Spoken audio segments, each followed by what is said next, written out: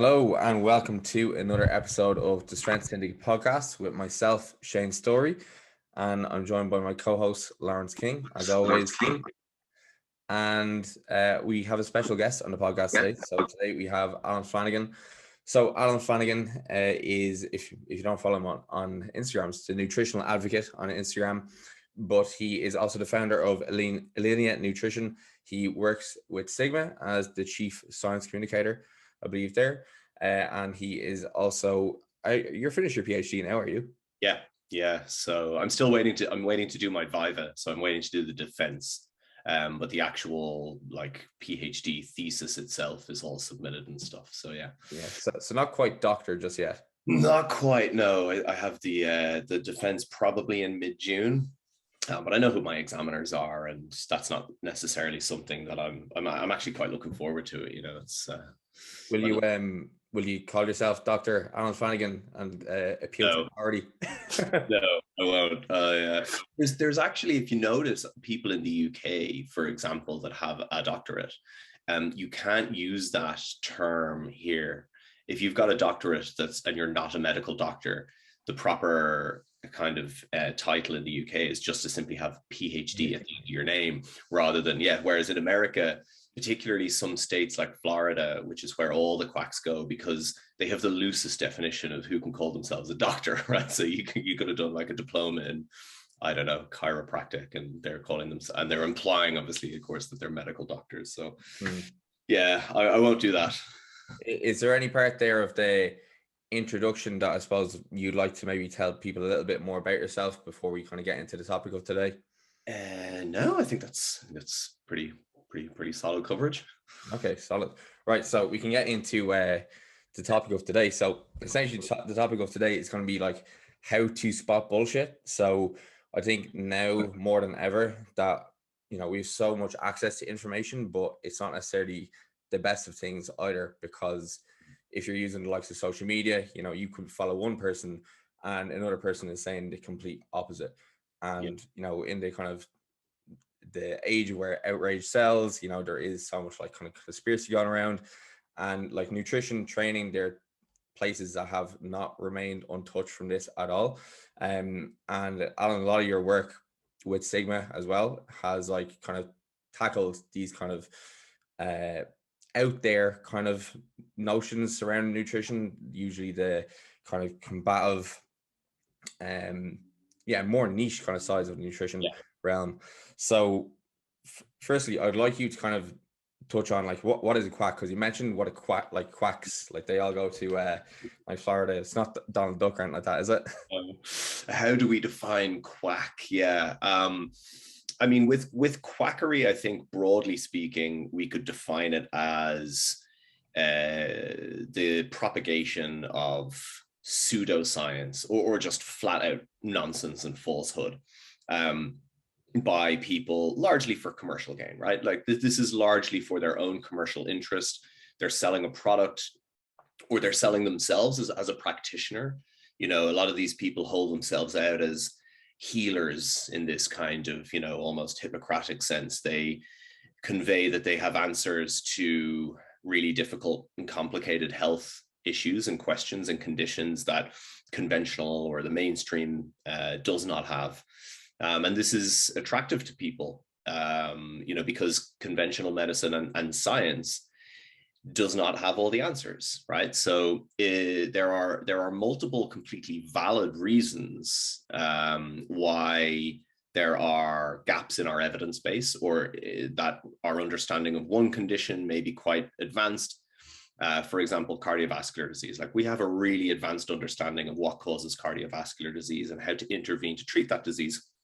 But for some conditions, female-specific conditions in particular, endometriosis, uterine fibroids, like these complex conditions, we don't really have a lot of answers for. And so you have people who step into this space to mount claims that are not evidence-based, that are pseudoscientific. So to define pseudoscience, it might have the veneer of being scientific. They might, for example, say, well, studies show this, and that has this kind of, to someone in the lay audience, that's it. Well, they're saying studies show it. So it must be scientific, but those studies may be completely divorced from what they're actually claiming. So that would kind of be the label of pseudoscience. And then they could just be propagating complete and utter nonsense. Like it's just a falsehood. So all of that combined to kind of impact on people would be what we would consider quackery, or kind of someone, we might label them a charlatan. And there are a lot of these out there. And in the social media age, I think it's really created fertile ground for this kind of quackery and misinformation to just expand exponentially, unfortunately. Yeah. You said something kind of interesting there, Alan, I suppose, and whenever we're kind of, me and Shane might be talking about this kind of subject, you kind of said something that we'd kind of echo, which is that where there's gaps in science, or there's gaps in like the literature, and like you said, like a lot of these people tend to occupy very narrow niches, be it in like training or nutrition, or and you, like you said, they kind of go down the route of like being the healer, or I have the answer. But I suppose, just to play devil's advocate to that, when you have people and they go to certain practitioners, or they try out certain methods, and then they get a result, or they get some kind of I suppose benefit from it. I suppose that's maybe where the cracks in, I suppose, our way of thinking. I suppose it's very easy for us to sit here in our realm of understanding, or sure, of course, that's quackery, sure, we know it is, but it's for the people that, like, sitting here in the echo chamber, it's fine. But sure, for the people that are maybe benefiting from those kind of things, that we would look at it and be like, come on, what would you say to them? Right. And so, and this crops up a lot. So I think there's a couple of perhaps layers to this. One is when someone says it works for me, you know, just broadly speaking, what does that actually mean? What kind of outcome are we talking about when someone's describing that? You know, have they reversed a disease? I mean, that's a very, very difficult to do outcome, you know, certainly with a lot of these types of interventions, which would be very low intensive. They're often kind of life state, you know, they're often deliberately not involving drugs and stuff like that. So I think we'd need to be, first of all, really granular about what does someone mean when they say this works for me? You know, if it's just as simple as the fact that, like, if you look at some of the research around more the kind of psychological components to care, medical care or otherwise, you know, one of the biggest benefits that people will often get from is simply just the consistency of contact with the practitioner, or the fact that someone's listening to them and caring, you know.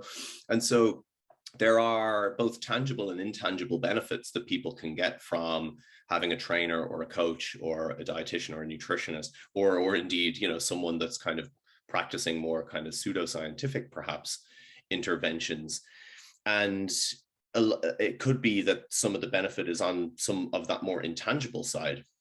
If it's more of the tangible claims that are being made, then we can actually investigate that a little further. So, for example, with some of the claims that people have made about curing or reversing cancer, well, when you actually dig into some of the people that were held out as the case studies for this, they actually didn't have malignant cancer. They had either very, very early stage or almost like a latent cancer, right? It would be like saying that because you reduced someone's prostate-specific antigen levels, that you have cured them of prostate cancer, right? And so there's these really, really granular aspects to what's the outcome being claimed here that we can kind of dig into a bit further. And then I think to give the benefit of the doubt to certain areas of practice, and I do say this a lot of the time with specific to nutrition, you can practice evidence-based nutrition while having to fill in gaps in evidence yourself, right? Because we don't have a perfect evidence base. What separates someone practicing an evidence base, and I presume this applies to training and strength and conditioning as well, Although my interest in that literature kind of died about a decade ago, and I really know nothing about what goes on in that field now. So, but we see kind of similar, I have enough conversations with people in that area, and, I think there's similar kind of principles that apply here. The difference between someone practicing in a kind of science or evidence-based modality versus someone who's practicing more in a kind of quack or pseudoscience modality is how they filled in those gaps in evidence. Practicing within a scientific context, you're filling in those gaps responsibly, pragmatically, and having regard to the current evidence base that exists. You're not taking those gaps as an excuse to make these enormous deductive steps and fill it in essentially with whatever you want. And I think they're kind of two important distinctions in terms of, when people say, hey, it works for me, it's like, well, what do we mean by works? What's the outcome you're talking about here? And in terms of the actual prescription or protocol they're being told to do, then the kind of it works for me, it might just be that someone has actually, quite skillfully filled in a gap in the evidence and said, look, we don't really have great evidence for this, but this is what the evidence does say. And as a result of that, this could be worth kind of trying a little bit, right? As opposed to someone who takes a gap and uses that essentially to exploit the gap and fill in the blanks with whatever they like. Yeah, I think like there's not a terrible amount wrong with like it's this thing works for me if you are applying it to you, but like when you use what works for you to apply to everybody else, then that's kind of where it kind of falls apart. Because like at the end of the day, like say if I'm working with a client, I'm like obviously I have their kind of preferences and their kind of like a intake sheet like with me. But then I'm looking at that as well as like, okay, what does like the totality of evidence say, and kind of working from there. Like, if there is cracks, well, then you kind of just have to experiment a little bit. Yeah. But, I would have to be honest in my kind of approach and say, well, I don't necessarily know 100% why this approach may be working for you. Mm-hmm. And have to be kind of honest about that, as opposed to coming up with some kind of sciencey kind of answer that is going to make me sound like a genius. And then they tell all their friends, oh, Shane got me to eat 20 grams of fat a day because of reducing or like keeping like some kind of bullshit like working whatever. And then as well, that's a very common one that you'll see in like the likes of like strength and condition or like bodybuilding, powerlifting. They'll pick some kind of outlier like Ronnie Coleman, like, well, Ronnie did this exercise, so like obviously you should be doing it too. Whereas like if you apply everything that Ronnie Coleman did to the general population, like dieting on McDonald's, during his prep, like probably wouldn't work. Yes, yeah, exactly. And I think a lot of that comes from both nutrition and kind of the S&C side of things are both areas where a lot of people get started in it out of, say, personal interests. They're applying things they're learning to themselves, and then they're framing everything and their whole approach to that subject then through the prism of their own experience and response. And that's the application of anecdote, not evidence, ultimately.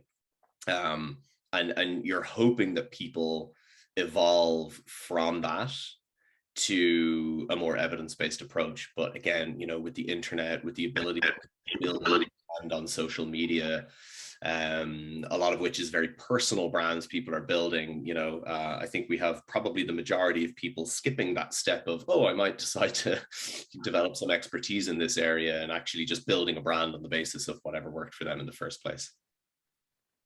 There's a word that keeps coming up, Alan, and I suppose it's evidence. So mm-hmm. I suppose I'm just going to be throwing spanners in the works here now for the next however long. But if you were somebody, and I suppose again, where for the likes of us, we typically living in an echo chamber where we're aware of what evidence is, we probably try and think critically. But for somebody that was maybe like wanted to work maybe on their, like, I don't know, their perception of evidence or what they perceive to be something of an argument with substantial weight behind it, what are the kind of things that they should be like open to? What kind of things should they be looking for? So if someone's like following someone on Instagram and they're like, it's a bit fishy, what kind of things should they be looking for, maybe out of a practitioner or coach? Yeah, I think for people that are representing themselves, if someone's following someone on social media and that person represents themselves as, you know, evidence-based, or, you know, following the science, to use the now infamous COVID term, then I think there are a couple of things to look for.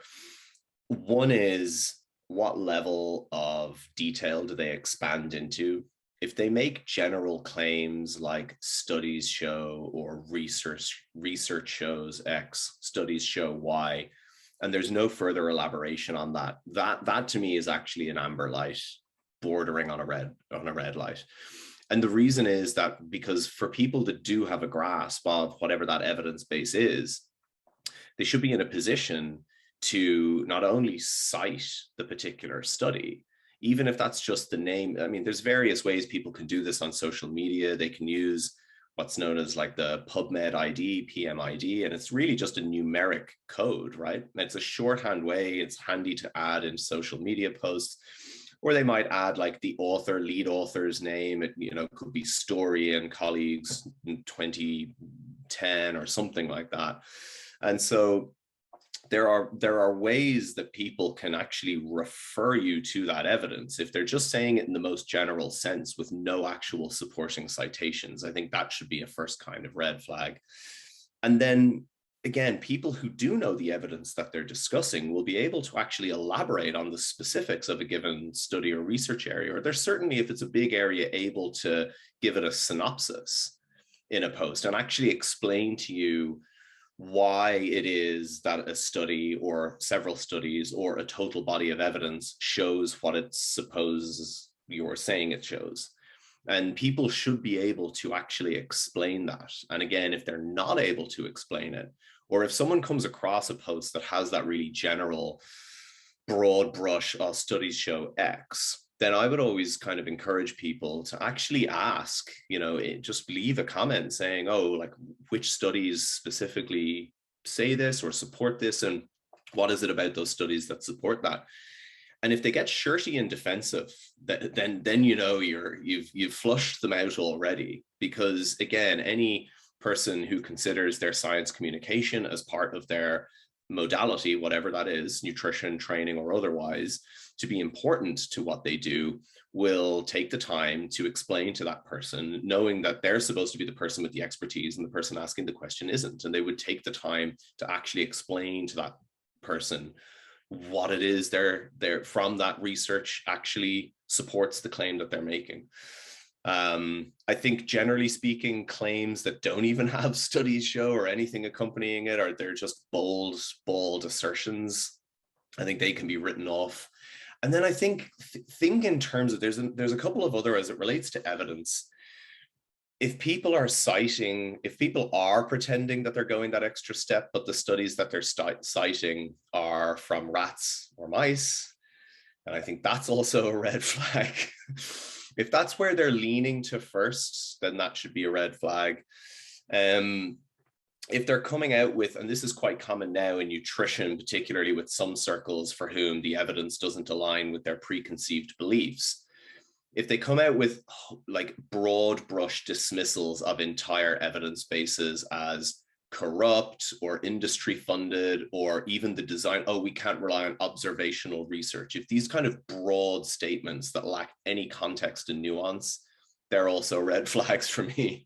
What else? Yeah, that's definitely a good start as far as the kind of the evidence red flags go. Yeah, no, that was fairly comprehensive. I suppose for me anyway, like I'd have a first year health science students for lectures, and you know, like for a lot of them, their first kind of like taste of kind of like science, or like people that are doing research, is through, like, it is through Instagram. I mean, call a spade a spade. So I mean, like, there's like a lot of the things you've repeated there would be stuff I try and echo back to them, that like if someone is getting really defensive about their practices, or maybe they can't, they're an expert in nutrition, it's like, okay, they should be able to provide some kind of like clear breakdown of like the concepts or the areas they're talking about. So in relatively lay person terms as well, I think that's usually a good marker in my head of where Yes. someone is, that if you can take something heavy and at least make it a little bit accessible, I think they're in the right ballpark. Yes. I suppose then kind of maybe going on from there, we're kind of talking about research. I mean, you're just finished up your PhD, so like, I mean, you're an authority. I mean, that's the reality of it. Like you have you've a good following, and like a lot of the stuff you put out is very sensible and, I mean, coherent, and a lot of other people on Instagram, they might similarly put out stuff. So what are kind of the pitfalls, I suppose, and I suppose maybe appeal to authority is one, but what are I suppose maybe the pitfalls of the consumer, I suppose, and some other kind of I don't know, what words am I trying to say here, Shane? What the fallacies that people will kind of fallacies, that was the word. Yes, I think, and this is important because this applies to even with the perception. We've been talking about, quacks and kind of outrageous claims that are made, often unsupported or supported with pseudoscience. The reality is the vast majority of that, although perhaps intuitively people might think, well, this information comes from kind of the Gwyneth Paltrows of the world or some health blogger, and they are a big proportion of the noise, but they're not the majority of the noise when it comes to nutrition. The majority of the noise in nutrition, and that there was a paper in 2020 by John Ioannidis, who's a kind of a statistician by trade at Stanford, but his whole kind of career is very much focused on exposing fraudulent research or faulty trials and stuff. But he doesn't like nutrition science, and I don't agree with some of his criticisms. But on a couple of points, he's right. And he published a very interesting paper which randomly sampled around 100 popular books on diet and nutrition, and broke down the authorship by the profession, the professional qualifications of the author, and what they were practicing in. And overwhelmingly, the vast majority were produced by medical doctors. And this is enormously problematic for many reasons. But for the average person, again, in the lay public, medicine comes with more authority bias with regard to health than any other profession. Dietetics, personal training, nutritionist, any other profession within the overall psychologist, within the overall umbrella of health sciences. No profession holds that level of authority bias and trust. It's not just the authority bias, it's the trust. Trust is a massive component of this, than the medical profession and medical doctors. And so this creates a really, really frustrating landscape when the majority of the nonsense and the quackery is coming from people who have a medical degree. They've been to med school. They've practiced as medical doctors. Most of them don't really tend to, and in some cases have had their licenses revoked, but your average member of the public wouldn't know that coming across their page because they still refer to themselves with their title and qualifications. And again, it's not like social media regulates, it makes you prove you have a PhD or anything like that, right? So this is something for people, I think, to be on guard with, is the themes and the principles that we're talking about here, about someone citing studies, showing you what those references are, communicating in clear, effective terminology that a layperson could understand. I will accept that there are limits to that in terms of, depending on the complexity of the subject, there's a limit to how much you can make it lay accessible in certain terminology and otherwise, but doing the best to break down that complex topic into something that's understandable. That's not something that is only done or only applies to people, that the level of skepticism and the standard that you would hold them to that only applies to, say, like a health blogger. It doesn't. This applies equally to someone with 2 doctorates and, you know, and a medical degree and 30 years in practice as an endocrinologist, for example. They need to be held to the same epistemic standards as like some 22-year-old bro with no qualifications that's built an account based on his abs, basically. So they have to be, and they're not. And I think this is a really, really important point to hammer home for people, is you have to have that level of, their title doesn't matter. It does and it doesn't. But it doesn't matter as far as any of these principles that we're talking about. You know, this all should apply to someone.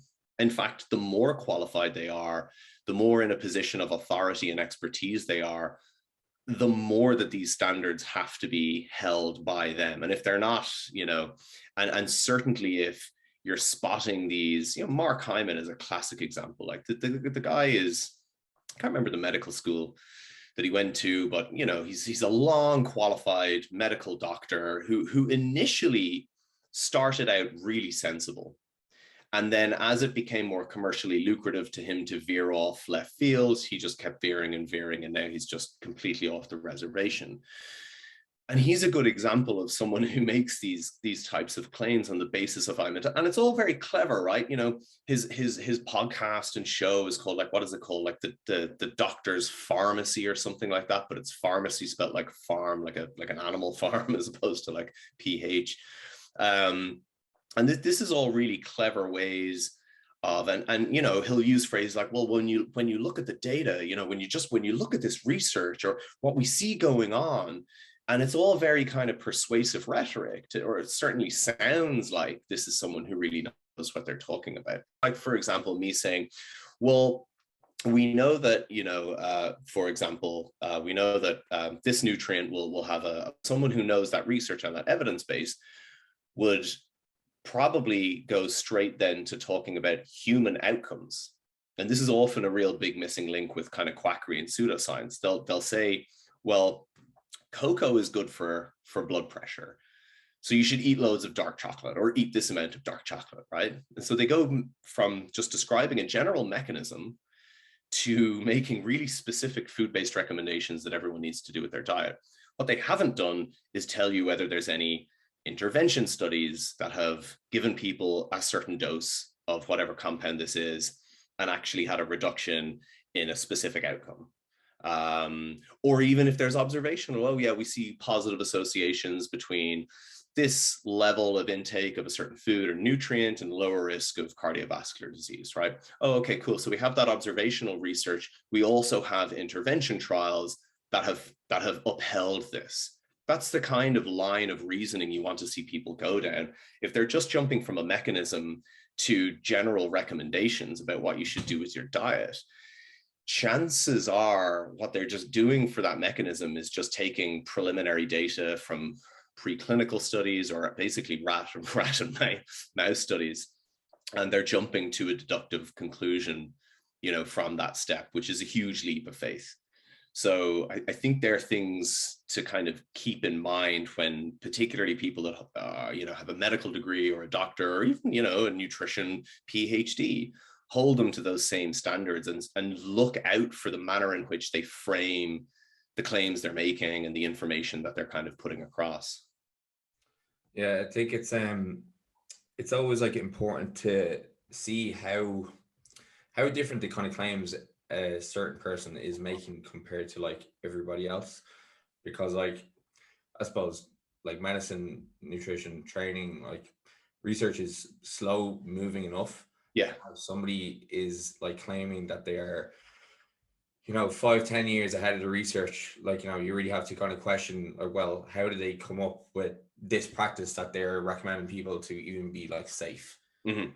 You know, like one that comes to mind is like hearing of people having like locally sourced CBD oil, because you shouldn't get like CBD oil from like, you know, a pharmaceutical company, right? You know, because big pharma, you know, but it could be made in somebody's bathtub. Yeah. You know, so you're cutting out all this kind of control, all this kind of, you know, stuff that's there like in these big companies to keep you safe. Yes.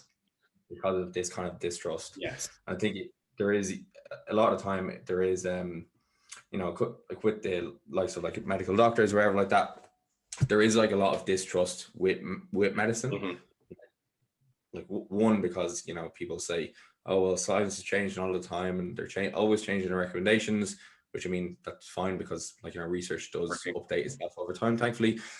But then as well, they will trust people will trust doctors when it suits their kind of beliefs. Yes. So I think, like, in a sense, right, like these people who, like, you know, you may classify as quacks or whatever, like they are also preying on the kind of already built-in distrust and like beliefs of people too. Mm-hmm. Like it's not uncommon for people who have more kind of out there beliefs to believe in many out there beliefs. Like they're all kind of interconnected. Like you want to have somebody who is like simultaneously like a 5G, like, you know, crackhead, and then they are, like, you know, completely evidence-based in every other kind of way of their thinking. You know, they generally kind of go together.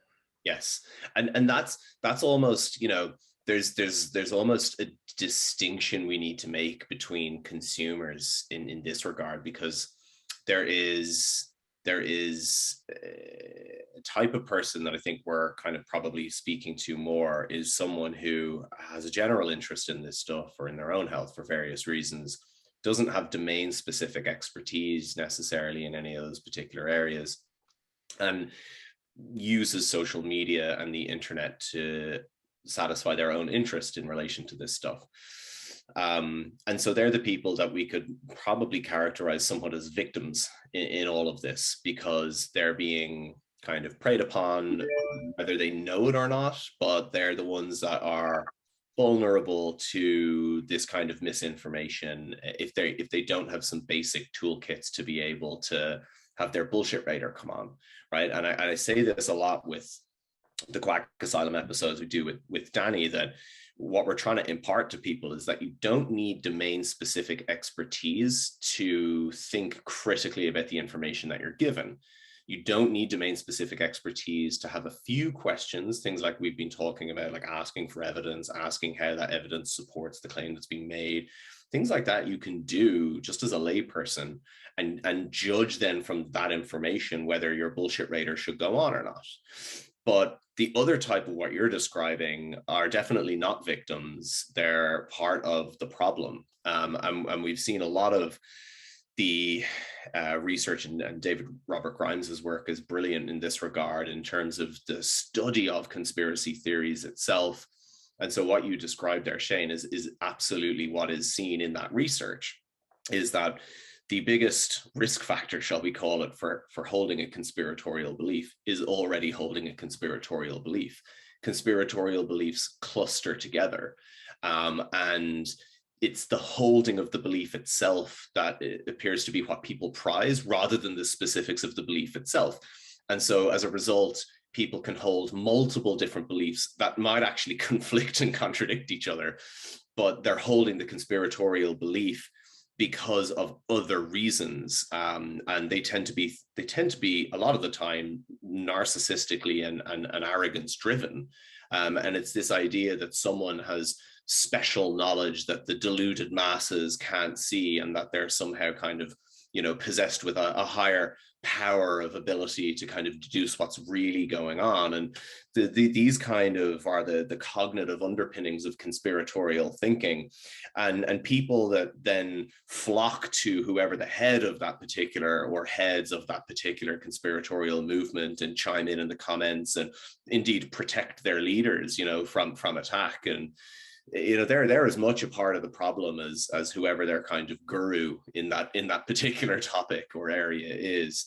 And so I do think it's important to distinguish between those kind of who are part of the machinery of charlatanry and quackery in many respects, versus, you know, people who are kind of victims in this noise of misinformation. Yeah, and I think I suppose when Shane told me you were kind of coming on in the week, I suppose, or earlier on the week or last week, I suppose I was kind of, you know, when you're kind of thinking about words and maybe like what different things might mean to different people. But you said a word there, like misinformation. Like I mean, in the last year, I suppose that concept to most people, like even my mom's age, like was someone in their 50s or someone in their 40s, like you didn't really have to question too much about the information you were getting. Like Sure. probably bank that, like if enough people were saying it, it was probably somewhere right. Close enough to the line. It was thereabouts. So like, I mean, but like for people for our age, if you're 30 and under, like most of us anyway would probably take what we consume on Instagram or maybe on Facebook or even like papers, like with a pinch of salt. Yes. So like, what do you kind of see like this concept of like misinformation as nearly being used as a combative tool to science, to empiricism? It's nearly almost gone the other way, that, oh well, they don't want the truth coming out, or this is what it is. And I mean, this is where like the lines of reality do get blurred, and we end up with some abstraction of what is reality. What is reality? And I suppose then now we're gone down a terrible rabbit hole there. But the concept of misinformation, to me, I don't know, like particularly within, Shane would be a bit more kind of interested in like nutrition, but from me and my kind of like interest, my research would be all more X-phase training, but kind of misinformation in, like, I suppose my field is a lot less prevalent than it would be in, like, maybe injury and nutrition, and I suppose once you go down the health route, you're gone. But what does someone that's kind of looking for bits of misinformation or to consume something, and they're kind of looking for kind of like, okay, what in this is maybe to be taken with a pinch of salt, or what? It's become a lot more difficult now. I mean, you know, before the rise of the internet, you had fairly defined channels through which information streamed. You know, even if we think about the role of the media now, you know, historically, the media had a broad agreement within media, particularly broadsheet type papers, to reporting the facts. And sure, you might have had opinion pieces and columns that would have had a center left or center right bent, but for the most part, there was this definable. And so whether you read a slightly left of center paper or a slightly right of center paper, you still got the facts of a given current affair issue, for example. So people were still appraised of the same sets of facts. And then in an academic sense, you know, you would have had the, you know, production of knowledge into kind of textbooks, and then you would have had the scientific method with the process of peer review and publishing. And most fields probably would have had a fairly limited amount of journals, where the scope from kind of really good quality journal to, you know, garbage predatory journal would have been fairly clear and defined. You know, the internet age has upended all of this, you know, and as a result of, you know, general polarization, even our kind of mainstream media now has just lost the run of its commitment to objectivity, and papers are now expressly of a certain political persuasion, and they view everything through that prism. So that's really even difficult to get a handle of what's going on in the world, let alone what, you know, health kind of claims are being made. We have a propagation of loads and loads of journals, right? So, you know, when people are, you know, looking for good information, you know, it's easy for, you know, they'll say, well, you know, I was talking to someone and they cited a study, you know, and, you know, you might look at the study and it could be in a pay for play journal. The study itself could be garbage. And so there's now this ability with the kind of information age for again, this is the pseudoscience aspect, this veneer of science to be kind of pulled over. And that creates a really difficult landscape, I think, for people to try and navigate. So there's and again, with the propagation of kind of popular books rather than textbooks, you know, 20 years ago, you wanted to read a book about nutrition, you know, you got an academic textbook, you know. Now you've got, again, some MDs just come out with, you know, the something diet and whatever the claims made are there. So I think for people listening to kind of have, again, a filter for information, I think a couple of things are possibly relevant. One is, be critical of don't just think about, oh, this is a study because it's a published study. Where has it been published? Like the idea that I would take an article from the New England Journal of Medicine, one of the most prestigious journals in any discipline in the world, and give a paper published in that the same weight as something published in a journal that has about 7 or 8 words in the title, Journal of Applied, de-applied, translational something, and it's like, so I think people can be discerning about where the science that they're purportedly being referred to is actually coming from. A simple thing that people can do when it comes to nutrition, specifically if someone is inclined to be reading scientific papers, and this is something I've started doing a lot more in the last year, is look at the author list, right? One of the really unfortunate aspects of nutrition as a field, which is kind of, I can't think of another area of health science where this happens, is that people with absolutely no domain specific knowledge publish papers in nutrition. They're from some nephrology department in a Chinese university, and yet they've published a meta-analysis of, dietary fat and cardiovascular disease. And they've mucked it up, like the paper's awful, but you then go and look at the list of authors, and there's not a single person from a nutrition department. There's not a single person from that looks like nutrition is their domain. This even happened recently in a good journal. So just as an example of this, there was a study published about a month ago which did this modeling of longevity, right? And its findings were absurd. Like if you ate an ounce of nuts a day, you'd add like a month to your life,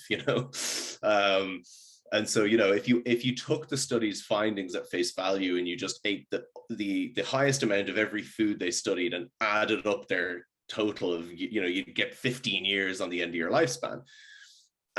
So it was an absolute, but it was published in the PLOS journals, in PLOS Medicine, and you're like, this is a good journal, okay. But then you look at the author list, none of them were in a nutrition department. So they weren't able to contextualize the absurdity of their findings. They were just taking it at face value because they didn't have any domain specific knowledge to put their findings into context, or to at least inform their model in the first place. So I would look at the journal. I know impact factor is, but for people that are just feeling this stuff out, impact factor can be kind of useful. But look at the journal, look at the author list, is someone in a nutrition department at least, and if none of them are, I'd have some amber lights going. As far as the kind of wider information space goes, obviously everything on social media should generally be treated with skepticism, and I would say that even people that are evidence-based on social media, like the stuff that I try to post about, treat that with treat it with skepticism until the account that you're following has satisfied you that they're communicating science in line with all of these principles that we've discussed so far, and keep them guilty until proven innocent, basically.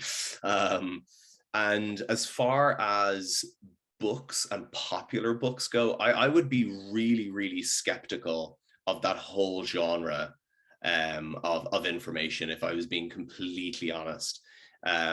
Books written about diet, on the whole, I think I can't speak for training or strength and conditioning, but as regards nutrition, I would be highly skeptical of basically that the genre of books. Would you say people should also, like, along with like journal author lists, should people look at like the type of study that it actually is? Yes, but we're now getting into a almost level of kind of, again, domain specific knowledge that someone may or may not have. I mean, generally speaking, for lay people who are kind of feeling their way into this, yes, having an eye on the hierarchy of evidence can help. You know, is the study that they're looking at a controlled intervention where participants randomized? Those kind of little checklists can help. If it's observational, things get a bit more tricky because people will be told, well, observational research is not as reliable as evidence higher up the list. For nutrition, that's not quite true. And unfortunately, this is where there's ultimately going to be a ceiling to how far any layperson can go with any of this stuff. Yeah. Right? That's just and part of the problem with the wider dialogue is a lot of the science communication world is focused on getting lay people as clued up as they are and the field is. It's just never going to happen. And we need to also understand, and I think individuals who learn about this stuff out of their own interest need to understand and kind of have the, I guess, epistemic humility and intellectual honesty to understand that there's going to come a certain point where you're either just going to have to bite the bullet and do a master's or go to college if you want to learn more about this subject in a way that gets you further on. Or there's just going to be a point where, you know, your interest is going to have to settle on following people and consuming content from people that are genuinely science and evidence-based, and that you can be clued in that regard. But yeah, there's just going to be a limit to how far someone can go, because if I'm to start explaining, you know, why an observation, a really well designed and executed prospective cohort study might be in many cases better than a poorly executed RCT in nutrition, I can't explain that to someone in a way that has enough lay language for them to get it. Basically, you know, that's going to require a level of technical know-how that allows people to go, oh, okay, I have this baseline knowledge and now I understand this concept you're telling me. Yeah, I definitely agree with you. I think there has to be a threshold in the expectation of, I suppose, from maybe the consumer or of the consumer and what should be expected of them. Because like you mentioned, even there's something with study design. I mean, there's probably third and fourth year undergraduate students, and even maybe some, like, even some people that are maybe in research that sometimes struggle with, like, okay, what's the suitable study here for the research question. So I do think there should be an expectation of, like you said, kind of like intellectual honesty and kind of knowing your lane when it comes to this. But I think it's funny because for an area like nutrition and training has obviously grown and kind of the zeitgeist of the culture we live in to be this really really popular thing in like the lives of most people, but for a lot of people it's a hobby. Yes, that's, I think, the clear distinction that needs to be made, is that like no one's sitting there with an amateur physicist being like, do you know what, you're the guy. He's not sitting up on Instagram with 20,000 followers being like, okay, I've figured out dark matter. I get how it's working. I know how to get into the black hole, because no one would take him seriously. But within this realm, I suppose, where, like you said, like there's a lot of gaps. There's very clear, like, you can get, like, I suppose maybe going back very early on, like I mean, you can be not very evidence based, and maybe not that, like, maybe aware of the things you don't even know, and still like be a good athlete or have coached good athletes. And I think that's why these areas of health science or kind of exercise science or maybe nutrition is so suspect to those kinds of practices. Yeah, it's you know, food diet is kind of unique as an exposure, if we consider it as an exposure in that kind of sense, the way we might consider cigarette smoking an exposure, or, you know, a training volume and exposure. But diet is something that, one, unlike any other exposures that I can think of, we interact with it on a more regular basis. We eat multiple times a day. we are digesting and assimilating, and that the processes of nutrition are in operation for most of our waking day and into, you know, the night. And so it has a kind of unique place in that sense. And then when we factor in the reality that diet also has cultural, regional, traditional, religious influences, you know, that all kind of coalesce to influence the foods and food groups eaten and chosen by an individual or a particular group, community in society, then it adds layers to the complexity of studying it, certainly, but it adds layers to the complexity of it in the wider conversation, because everybody feels, certainly with nutrition, like they have a stake in it, you know, like they've skin in the game, so to speak. And that creates a really messy landscape to have any sort of discussion on. Whereas that example of the physicist that you used, you know, none of us are even going to pretend for a second that we know anything to do with that subject, right? Most of us have probably never interacted with it unless we did, you know, applied maths or physics in school or leaving cert or college. And so the idea that we would lay claim to some sort of base-like knowledge in it would be so absurd that no one would, as you say, no one would take it seriously. However, everyone eats food as a necessity for life. And so there's this level of investment into the conversation that is inherently personal, inherently often tied to someone's moral value structure as an individual or as the community that they're part of. It's the only health science that I can think of that simultaneously doubles up as a human belief system. And that makes it really, really tricky to navigate as a conversation. And it's one of the things that I struggle with, I guess, kind of being in the field, but also kind of, I guess, having the wider public profile as far as, you know, Alinea and Sigma and social media goes, is it's the thing that I despise most about the field that I'm in, is that fact. Like, I'm interested in nutrition as a science because it's an incredibly challenging science. It's difficult to do good research. It's very, like, from an epistemology standpoint, it's quite interesting. It's very different to biomedical science. And I have no interest in food, in the foods as an outcome. Like, I consider food an exposure in a kind of detached sense. And I couldn't care less whether the food that we're talking about is soy, lentils, red meat, or, you know, or cheese. Whereas most people, certainly in the popular conversation, most people have a vested interest in that aspect of it.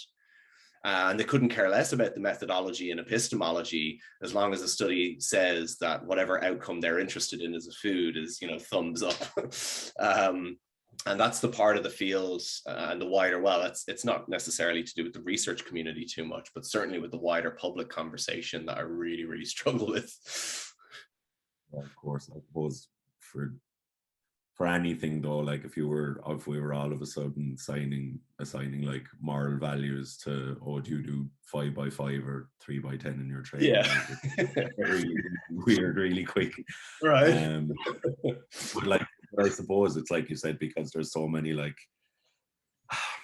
contexts that have to be applied, like, and understanding that has to be I suppose taken into account when you're dealing with someone's diet. And like you said, like in the kind of multicultural world we live in, like you said, you could be dealing with religion, you could be dealing with like where someone grew up, where their parents grew up with, like there's so much can be factored in to someone's diet, and then their like belief systems around food. Yeah. One thing I'm kind of like, I don't know, I suppose maybe to lighten the mood and talk you down off the ledge, what are your, like, I suppose you're someone that's kind of, you obviously think about these kind of things a lot, and you're kind of very well spoken on the area, but what are maybe like 2 or 3 very commonly held beliefs that you're just like, stop it when you hear it or you see it? Are there any kind of, like, I don't know, really obvious ones, or kind of maybe like commonly held beliefs that you're like? Yeah. I think currently, but if we're talking about right now as well, I think there's a few definitely that spring to mind. One is more kind of probably to do with the field itself, and it does play into some of the wider conversations, which is this really arbitrary dichotomy that's drawn between observational studies and RCTs, and it's such an overly reductionist way of thinking about things, and people use it then to their own advantage, right? So yeah, I had a debate, it was 2 years ago now, with one of these kind of low carb, cholesterol denialists, vegetable oils are the reason everyone's sick types. And, and he was just like, well, look, we just can't. And so I was going through some cohort studies that were, quite robust, like to follow on with the interventions that support them. But, he kind of interrupts. He's like, we just can't rely on nutritional epidemiology at all. And I was kind of like, right, so now we've two choices here. We either go into the methodology and explain why we can rely on it, or, but then he goes on then to cite like an ecological study, like just a general observation of a tribe living in South America. It wasn't even, there was no baseline data. It was purely ecological. And I was just like, this is impossible. You can't navigate this territory. So yeah, that's one thing. I think the other thing that I is quite loud at the minute is with the whole very extreme iterations of the low carb community, like the carnivore diet, and this whole, these, we don't need to eat fiber. That claim has to be one of the most absurd levels of cognitive dissonance I've ever seen anyone come about. And this is how unhinged the conversation is becoming in nutrition, because even within the low carb community 10 years ago, you would have still had broad agreement on some of the kind of what we would consider indisputable tenets of nutrition science, like vegetables are good for you, fruits good for you, you should have a high fiber intake. There was once upon a time, a decade ago, where people within the low carb community were talking about how you can maintain, 25 grams of fiber on a low carb diet. Now it's like you deliberately should omit all fiber, fruits, and vegetables from your diet. And it's like, this is a wild journey from there to here, and the idea that those foods that then centrally form part of the diet, just like red meat and butter, like have no nexus with heart disease, as just this broad dismissal. It's, yeah, I think they're the biggest red flags I think I see now. And like the plant-based community are not immune from wild claims as well, but they tend to get away with it a bit more because basically vegetables and fruit are good for you, right? And so a lot of even though what their wild claims tend to come in relation to is like disease protection, like this diet will reverse heart disease. No, it won't. This diet will reverse diabetes. No, it won't. And it's really difficult to get both of those communities to back down from either of the kind of extremes of the claims. And I think just a disproportionate amount of time is just wasted on dealing with this kind of crap. So yeah, I think they're certainly a couple that drive me. I think as well, like those like extreme diets as well, like exist because people go from eating like a very kind of typical Western processed food diet to eating like more kind of whole food based products, and then they like better energy as a result, in the short term at least. And then they're like, this is the diet that has like saved me essentially. Yes. And what they've essentially just done is like an elimination diet. But if they're to reintroduce like more kind of whole foods back in, like on the vegan side, like if they're introduce like some meat that's like like kind of linear cuts or whatever, they probably have better energy again. Same with the lads on the carnivore side. If they started to increase their fiber intake, they might actually take a shit every once in a while. So like it's I suppose it's a tough one to navigate for that reason.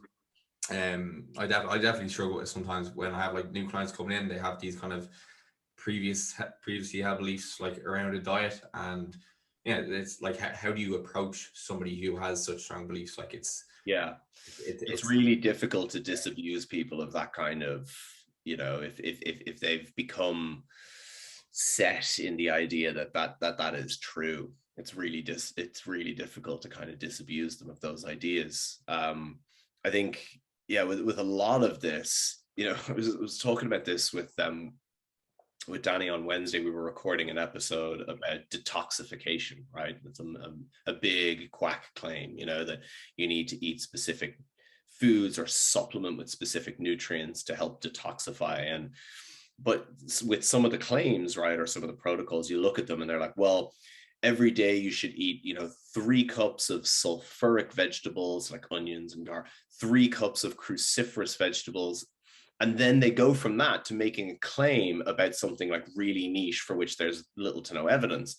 And it's like, okay, well, let's steel man this and take a hypothetical example of someone who isn't feeling the greatest and whose diet's not particularly, you know, like of good quality. So, you know, a typical Western diet, pretty much little to no fruits and vegetables, you know, processed foods, high in refined carbohydrate, sugar, high in fat, sat fat. And they suddenly start eating, you know, 9 cups of these different types of vegetables a day. We would absolutely expect their health to improve. And we would absolutely expect to see a benefit over time if that was sustained, right?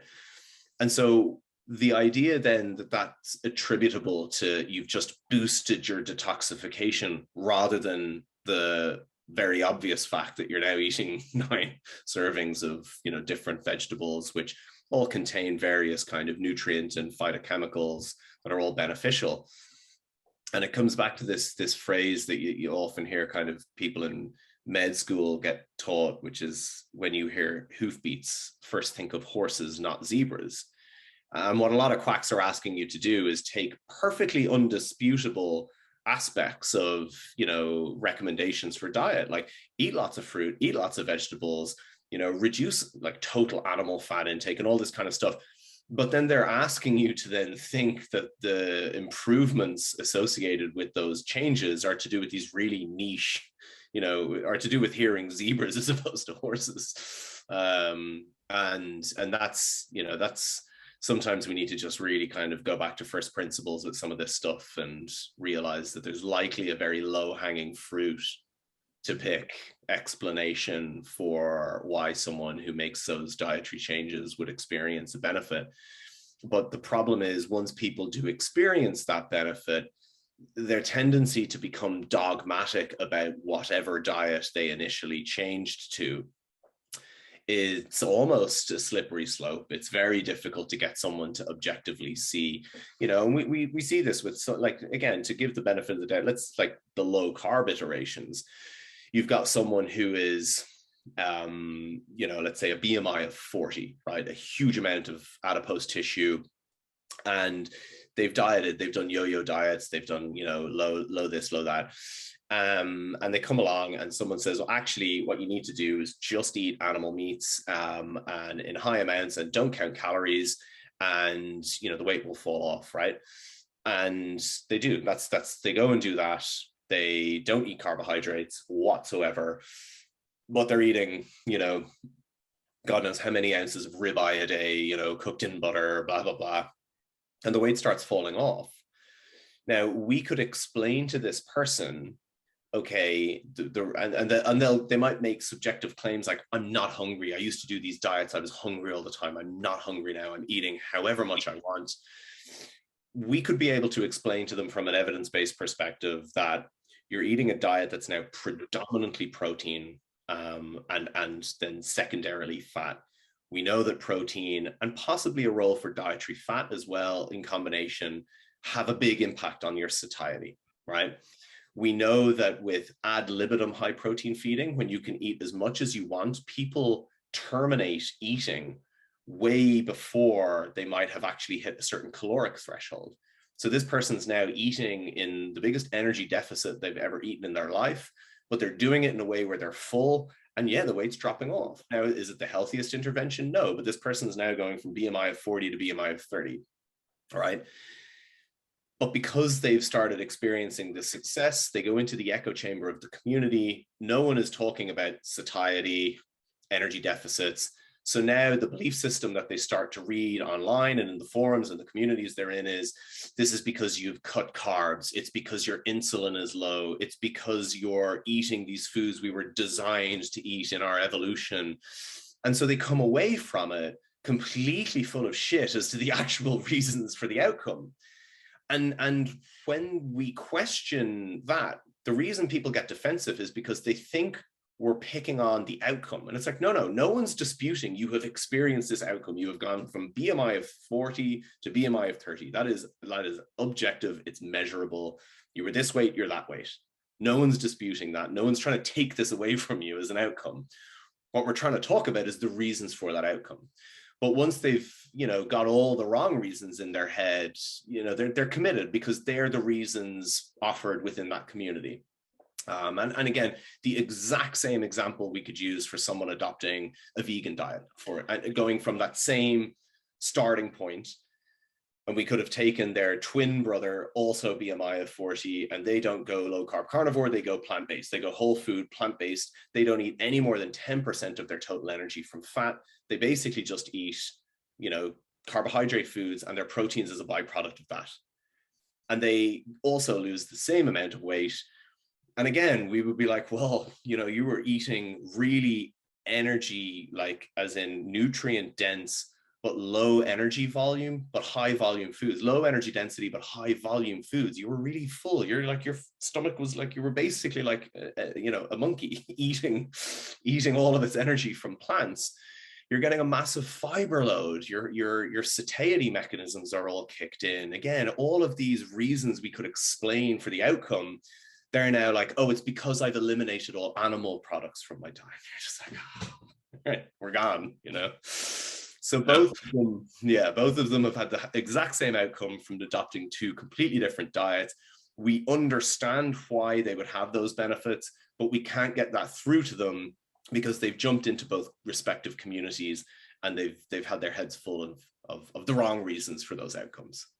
Yeah, I think what's very funny there is you're kind of echoing back, I suppose, what a lot of, I suppose, people maybe have on like their experiences of training. Like you'll have people that'll just like flat out turn around to you and say like, oh no, I like high reps, or like this type of exercise class, or this is the type of program I like, or this coach I really like. And you're trying to explain to them, it's probably you were more adherent to your training when you were with that coach. You probably went from missing 2 sessions a week to missing 2 sessions a month.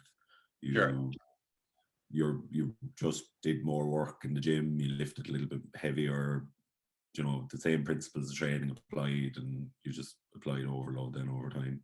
But like you said, it's just trying to work backwards to explain to someone why that training program worked, or that style of coaching worked, or it's not that this one little gimmick that was applied. But I suppose it's just, it's hard. Yeah. I think as well that like a lot of people, it comes back to like the mistrust in doctors as well. A lot of people also mistrust like the broader government as well, as if like the government doesn't have things in place there for exercise or nutrition. So like we mentioned, like somebody moving from like the typical Western diet to like a carnivore style or a vegan style diet, and like the typical Western style diet is not the food pyramid.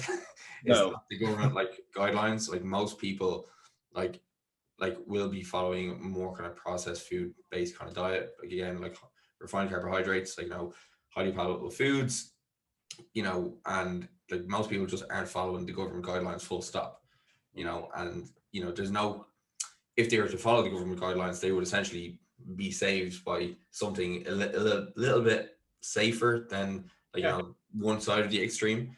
It's like if you have never tried any style of training before, and as opposed to doing like whatever, like the 150 minutes of like physical activity you should be doing per week, you decide to do like 10 by 10 germ volume training like fucking 6 days a week. Like destroyed. It'll work to a point, but it's not going to be the best thing long term. Similar like an extreme kind of diet intervention.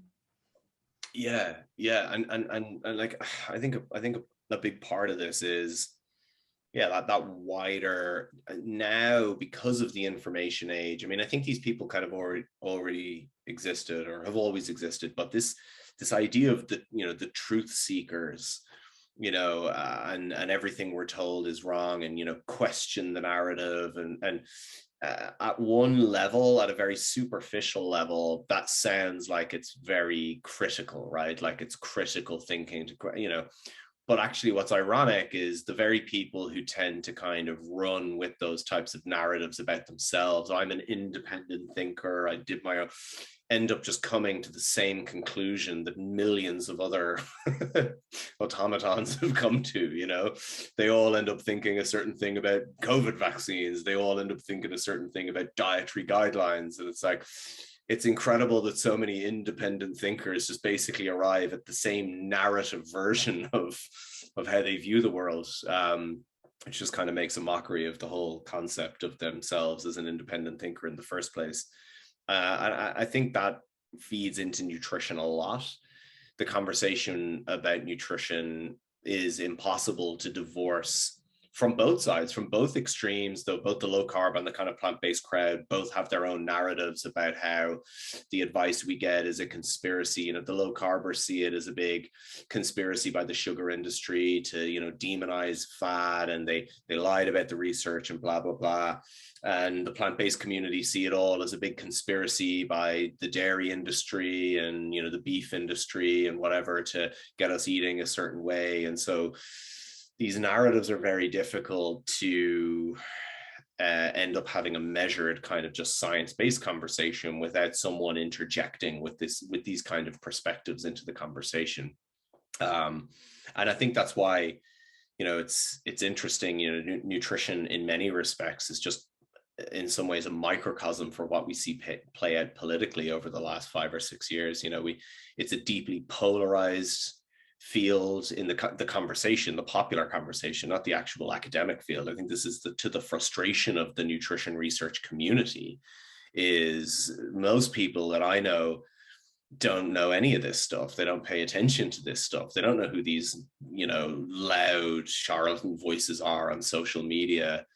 And certainly when I'm in an academic context, I'm almost like embarrassed to even, like, I don't bring it up that I have like an Instagram account. Like, it's so cringe. So that the research community is one thing, but in the popular conversation, you know, we have a very deeply polarized conversation that has two diametrically opposed belief systems, to which there is absolutely no reconciling between the two paradigms at all. There's no bridge to gap, you know, between the two. And they're just screaming at each other and no one's listening. So it's, yeah, you know, nutrition and on social media could be Brexit, could be Trump, could be any of it. Like, you know, it's just the same thing as playing out. There is a weird kind of polarization there, though, where, like, even anecdotally, like, you'd really associate like a vegan or plant-based diet with someone being like left-leaning or like very left-leaning, like kind of a carnivore or a ketogenic diet with like your kind of more like right-wing person. Yeah, and I mean, like, it's just, you're like, why was it that thing?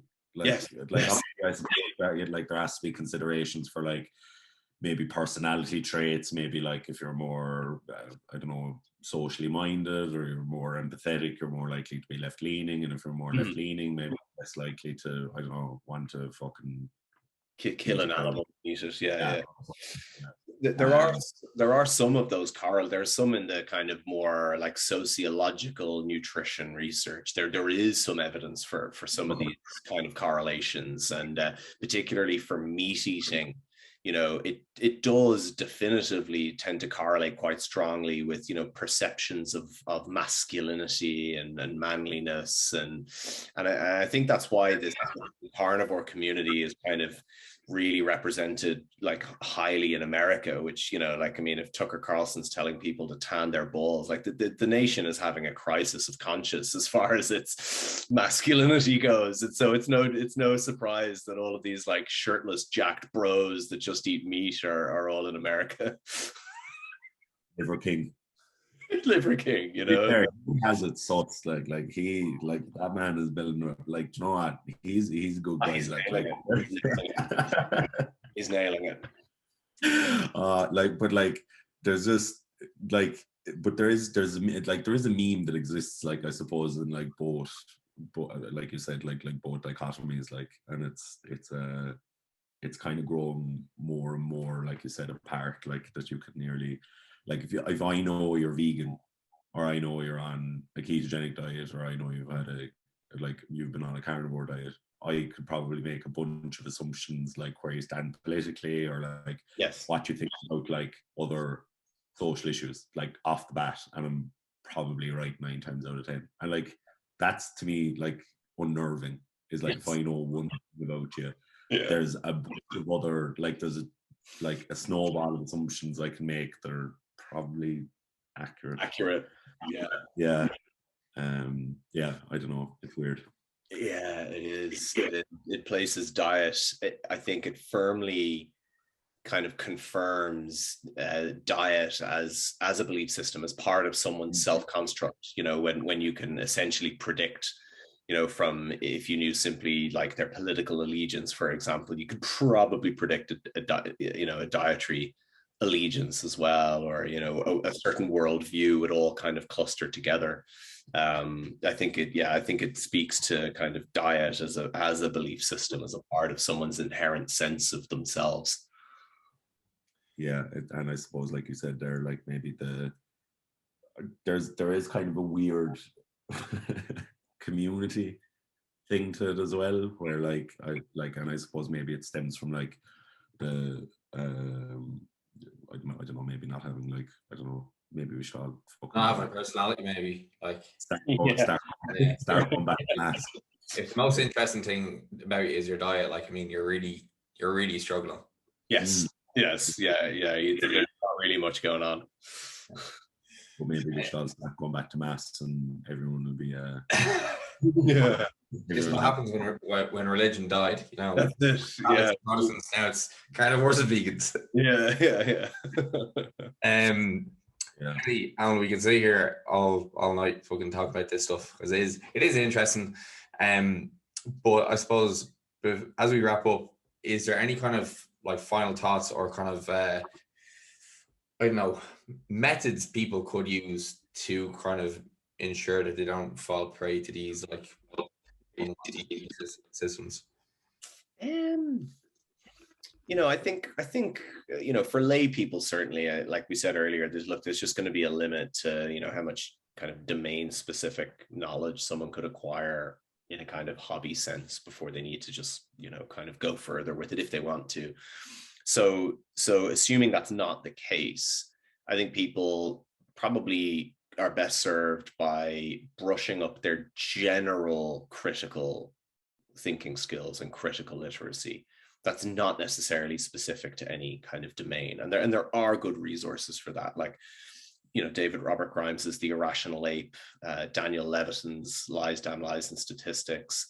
You know, there are multiple, you know, kind of some of Richard Dawkins' works. You know, there are great tools out there that someone can use to start kind of gathering some of these skills. And I think from then a domain specific perspective, it's just seeking out and finding the right people to follow, you know, whether that's, you know, in the S&C side, or whether it's in the nutrition side, or whatever someone's interest is. You know, it's really just cultivating, and this should be narrow. Like the reality is that if you're going to be following people that are very kind of science and evidence based in a given field, and you're following them either on social media or the other channels through which they put out information, that's probably going to be a list of people you can count on one, maybe two hands. If it's any more than that, you know, like I highly, highly doubt it. You know, it's really going to coalesce around a number of, and so I guess that message would be to, you know, to keep those channels tight, keep the channels of your information consumption to a few tried and tested sources, and keep it tight. And, you know, you should be okay, as long as you're not, I think where people get into trouble is where they're just exposing themselves to all sort of indiscriminately following anyone that, like has some sort of claim to whatever the field is that they're interested in. Yeah, I think just not using fucking Instagram or YouTube For information would probably be a good start for a lot of people.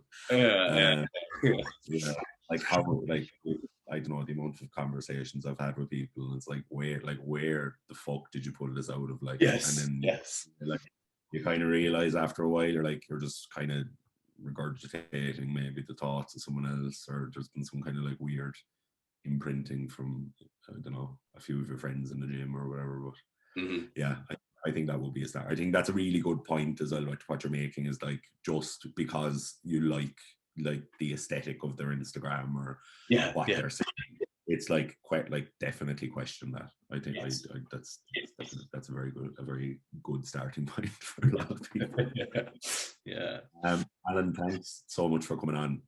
That was really informative. And I think there's a rake in there that, like, even if for someone that might consider themselves a little bit of a critical thinker or an independent thinker, hopefully they can come away with that and maybe unfollow a rake of people.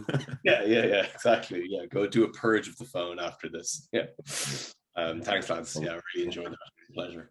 Yeah, thank you very much, Alan. And as we close off, would you be able to tell the people at home where they can find you on Instagram, or where they can find it in general? Not necessarily. So I do keep my channels of output narrow. So you can find me at Alinea Nutrition, which is my kind of research review website specific to nutrition. You can also find me at Sigma Nutrition with Danny Lennon. We've got the podcast specific to the Quack Asylum, and then we've got the other general podcasts on nutrition topics.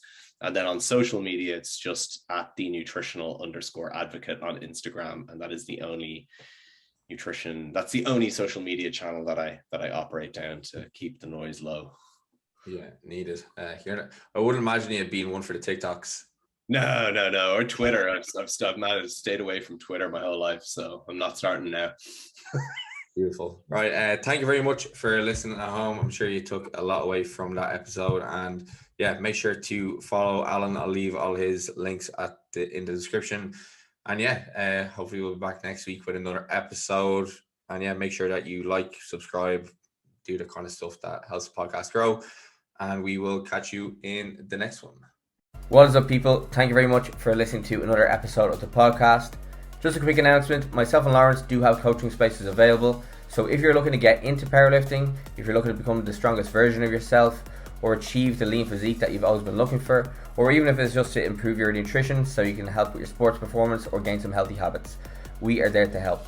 So if you want to get in contact with us, you can get in contact through our emails or our Instagram, which are in the description below, and we look forward to helping you achieve your goals.